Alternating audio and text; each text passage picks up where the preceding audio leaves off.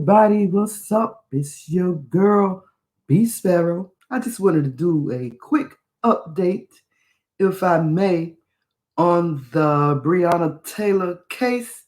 Names of her killers have been released. Well, I found the names yesterday, so that's not anything new to me. But I just wanted to get on because I know that yesterday I said that I would come back with an update. And so here's my update. Okay. So I'm going to try to get through this. Louisville police officers in Breonna Taylor's raid are named. And for those of you who have not heard or don't know the story of Breonna Taylor, she was a 26-year-old emergency medical technician who was shot and killed by Louisville police on March 13th, shortly after they served a no-knock warrant at her apartment at 12:43 a.m., where she and her boyfriend, Kenneth Walker, were sleeping. Walker, who shot at what his lawyer said he believed to be intruders, has been charged with the attempted murder of a police officer after he struck Mattingly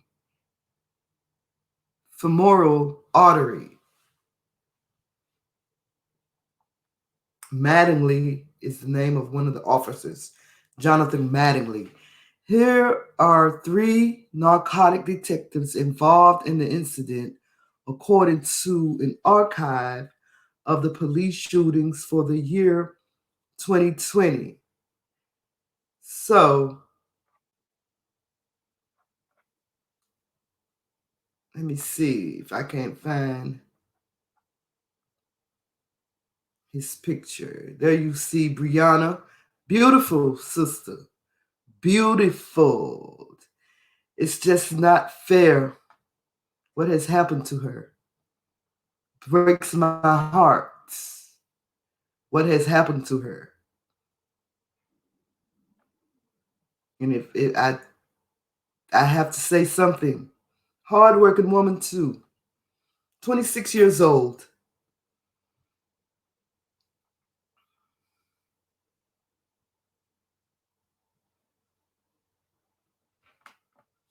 Let me see. These are the officers that shot her on a blotched drug raid. This is Jonathan Mattingly.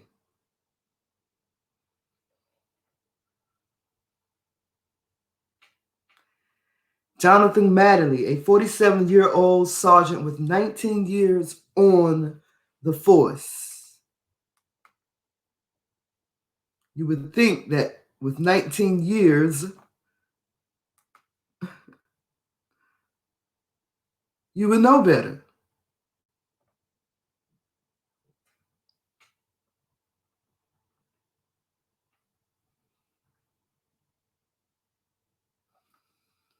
You would think after 19 years, you would know how to conduct yourself in a proper drug raid. This one,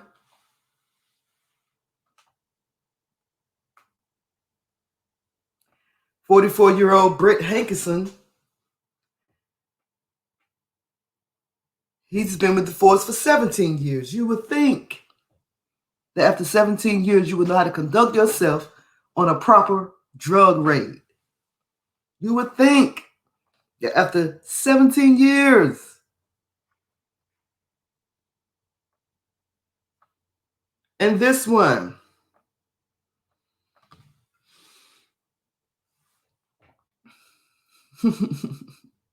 MylesCosgrove, 42 years old, been with the force for 14 years. You would think after 14 years, you would know how to conduct a proper drug raid.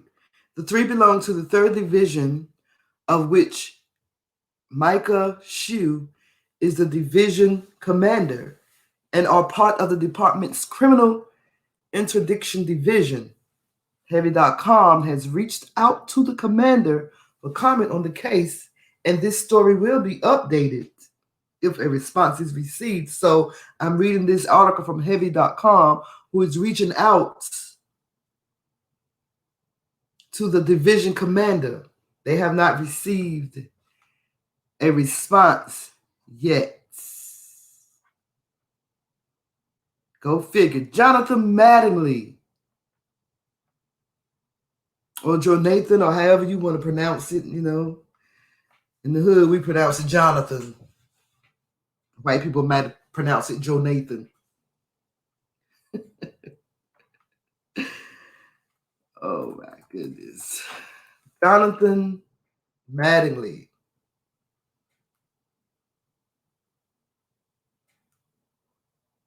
Hold up, my article don't want to scroll, so I gotta open it in another window, on another device actually.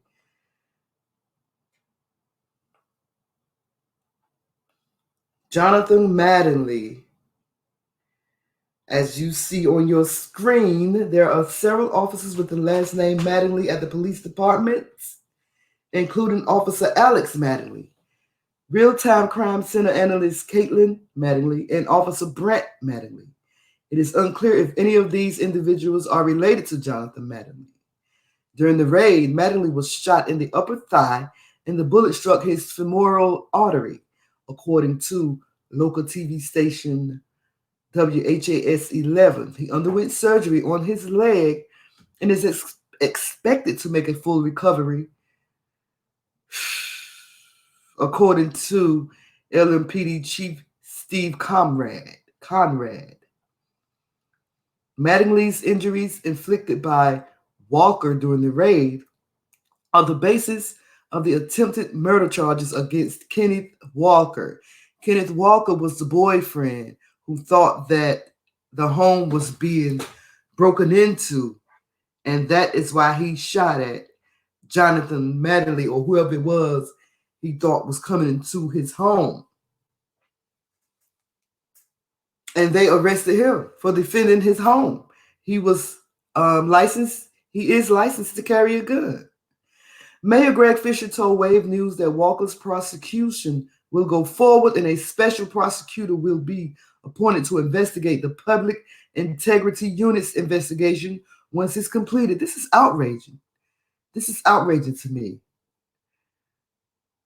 He said, my office has been in conversation with Commonwealth Attorney Tom Wine's office. I understand he will be recusing himself from this case as he has a conflict. He is handling the prosecution of the person who is charged in the shooting of Officer Jonathan Mattingly during the incident.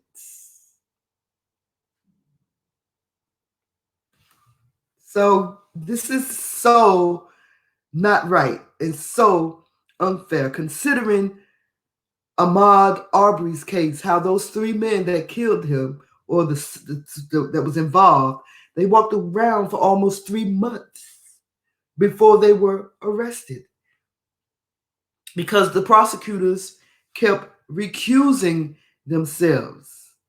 This is what we have to go through. They treat us like we are animals, like we are nothing. We don't mean a damn thing to them. And for us to walk around like it's not happening, like nothing is happening, it's crazy as hell to me.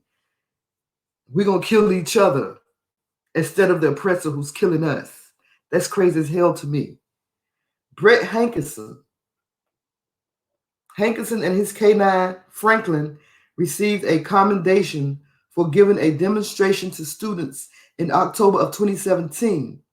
In 2019, he also received a commendation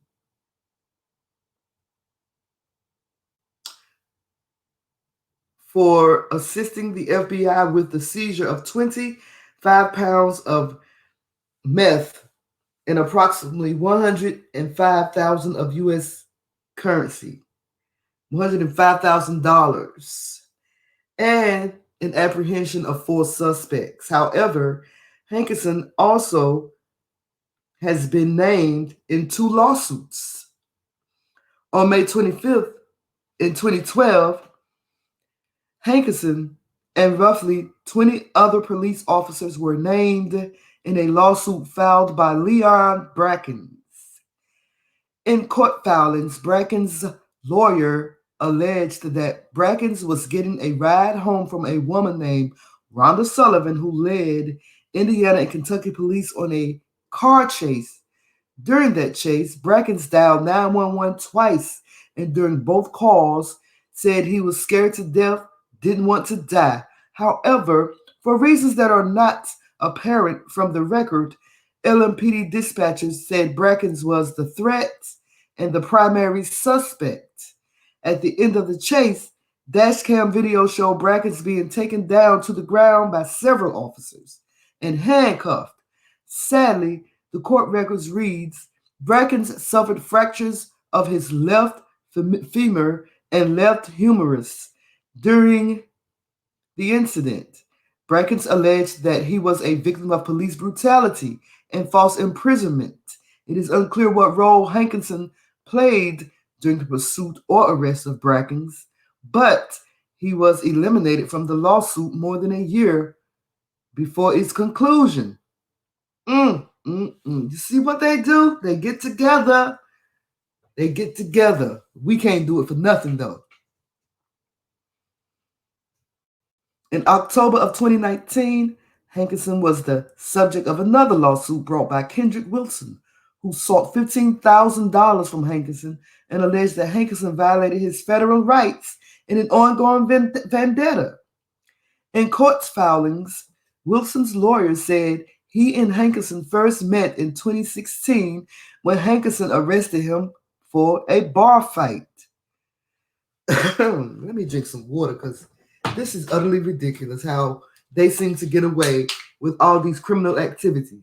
But we the criminals, though. We the niggers. We the ones that are unruly. Don't have no home training. But look at how they acting. We see for the past week or so, for the past month, for the past few years, forever, how they treat us. And we supposed to just sit here and take it. Hot damn.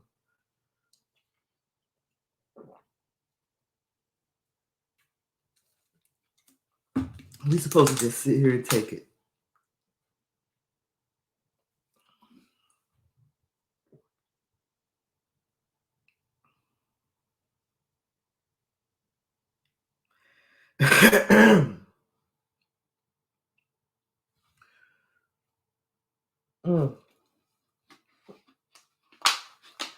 This is crazy to me. So anyway, I wish I had turned some music on because this is crazy to me. And I pray that justice is done. I pray that justice is done.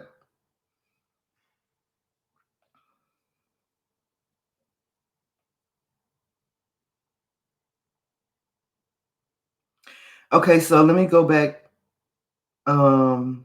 In court filings, Wilson's lawyer said he and Hankison first met in 2016 when Hankison arrested him for a bar fight. The lawsuit alleged that after that, Mr. Wilson had various interactions with the defendant Hankison, including over a relationship with the same woman. However, none led to an arrest. This is getting juicy. Wilson said when he walked by Hankison in June of 2018, Hankison said his canine, Franklin, alerted to a narcotic odor from Wilson's jeans.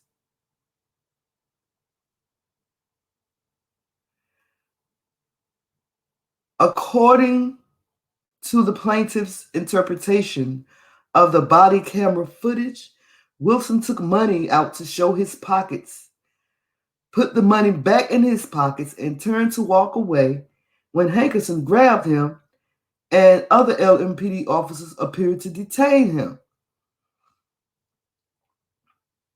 Defendant Hankison then appears to locate alleged narcotics on the sidewalk feet away from where The altercation took place as viewable from his body cam footage. He then jokes with other LMPD officers about planting dope. And when Mr. Wilson expressed shock over the locating of these drugs and that officers were claiming they were his, defendant Hankison makes further jokes about the amount of cash Mr. Wilson had, claiming business is booming today with a laugh. Also visible on the body cam is an unnamed civilian who can be heard communicate with Mr. Wilson that he saw an officer drop the drugs on the sidewalk before he retrieved them. The civilian stated he would find Mr. Wilson and send a cell phone video to him, which recorded the incident. Defendant Hankison acknowledges that he heard this interaction. The case from the arrest is still pending. In the meantime, however, Wilson said Hankison's arrested him again. And according to the lawsuit, Hankison can also be seen on the same video taunting Mr. Wilson's girlfriend, telling her to put this on social media and telling her that he was planting dope again. Then, in the month he filed his lawsuit, Wilson said LMPD narcotics officers searched his car and the barbershop he owned, which the lawsuit alleges led to the destruction of walls, carpets, vents, and doors. Only a legally registered handgun, ID, and cell phone were found. In his answer to the complaint, Hankison said the body camera video recordings and court records should speak for themselves and denied all other allegations. That's what they do. That's all they know. Kill, steal, lie, and destroy. That is all they know. That is all they know. Kill, steal, to lie, and destroy. MylesCosgrove, ladies and gentlemen.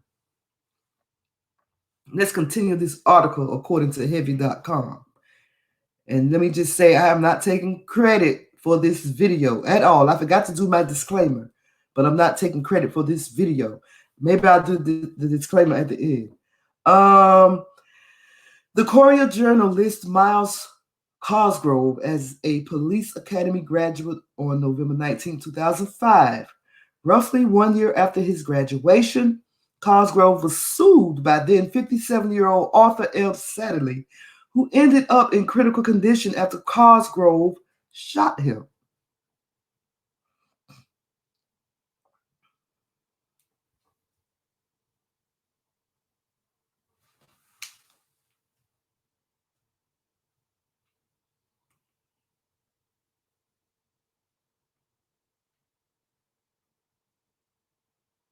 Shot him.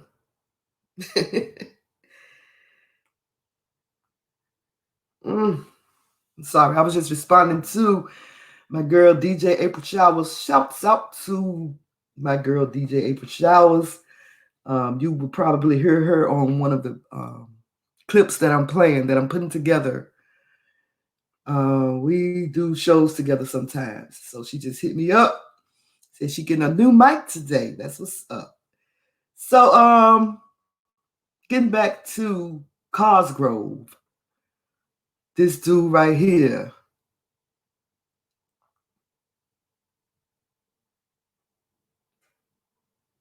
Cosgrove. Okay, so according to court records, Cosgrove first encountered Satterley in the middle of December when he suspected the driver of being drunk. He saw the car again 2 days before Christmas and tried to pull Satterley over at a Speedway gas station at about 12:45 a.m. As Cosgrove began approaching the car, he claims that Satterley put the car in reverse, and in response, Cosgrove broke the driver's side window.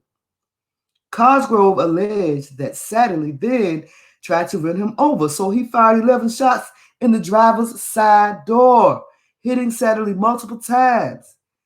Satterley was later charged with wanton endangerment, fleeing police, illegally operating a vehicle, and illegally possessing a drug paraphernalia.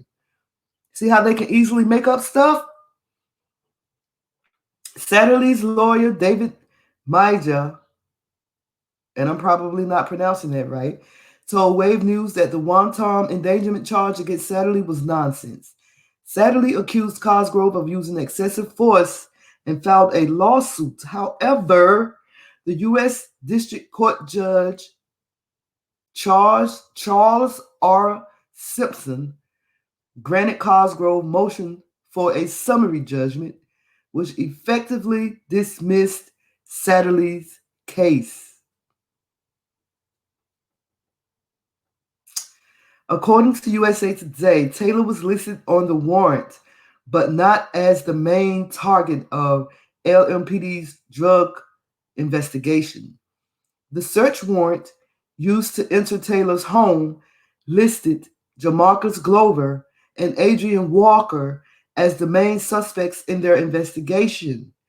Police believe Glover was using Taylor's home to receive mail and hide drugs and money.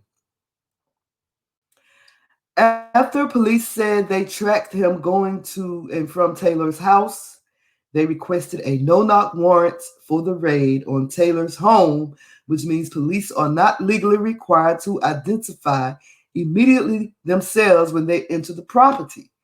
Lieutenant Ted Edom of LMPD's Public Integrity Unit, however, said police did identify themselves in a press conference. One of the attorneys representing Taylor's family, National Civil Rights Attorney Ben Crump, said the type of warrant and witness testimony from 4 witnesses is proof that the officers did not announce themselves as they claimed. Neither Taylor nor her boyfriend had a criminal history or drug convictions, and no illegal drugs were found in their apartment. Kentucky Governor Andy Beshear expressed concern about the incident in a tweet. Former presidential candidate and current California Senate Kamala Harris has said the Department of Justice should investigate the circumstances surrounding Taylor's death. This is crazy. So, another case of cops taking advantage of their power and are killing Black people.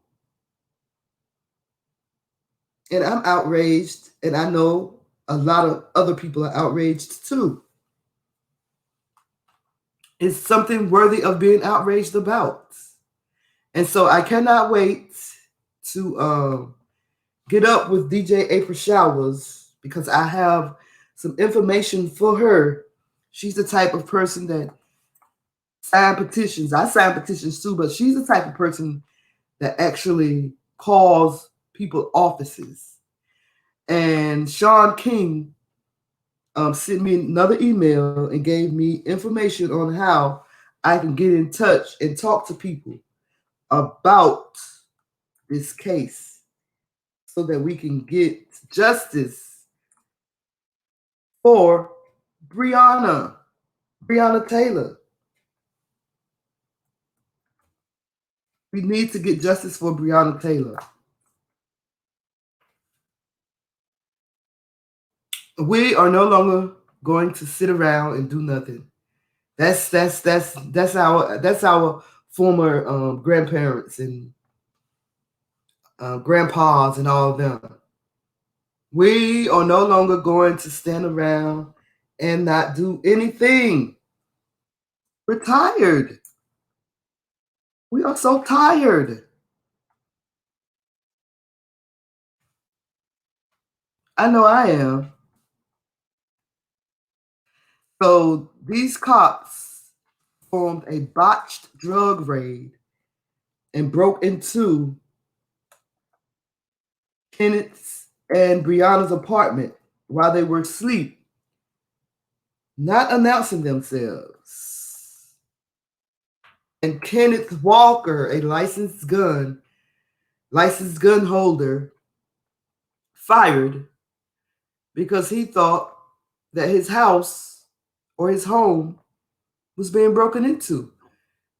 It's something that any other normal man or any other normal person would do to protect their home. But when it comes to the black man defending himself and taking control and protecting his home, the laws change. Laws change. And I think that it's about time that we stood up. And I think it's about time that we did something. Instead of sitting on our butts, waiting for somebody else to do it. So if you feel compelled to do something, please go to StandWithBre.com. Sign the petition. If you feel compelled to do something, go to StandWithBre.com and sign the petition. It's the least you can do. It's the least you can do. We have to start taking care of ourselves. Let's do that. It's your girl, BeeSparrow, BuzzzTweet Radio. Please stay tuned for more. I will have updates on all my stories, and I'm getting ready to upload segments of my shows on Spreaker when I'm talking about these cases. I'm going to upload them today, and hopefully I'll get around to it today. It's your girl, BeeSparrow, BTR 2020. Holla if you hear me.